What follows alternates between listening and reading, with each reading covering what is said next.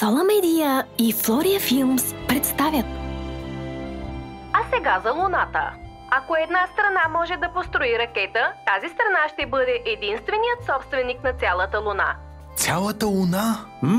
И други държави също са в надпреварата.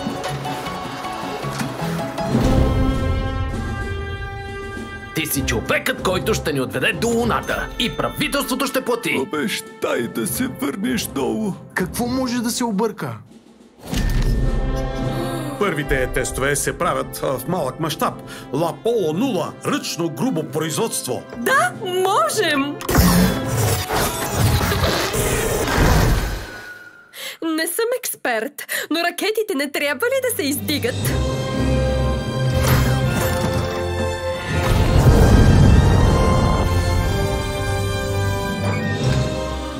Норвегия води в космическата надпревара. Луната може да стане норвежка. Мисля да се отбия тук за минута.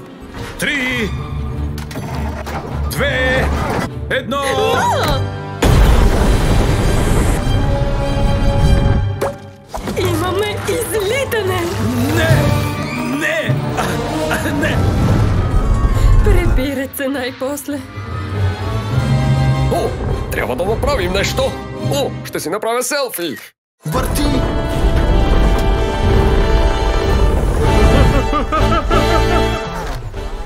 Задавам курс към Луната. Не сега, Лука. Наденичка.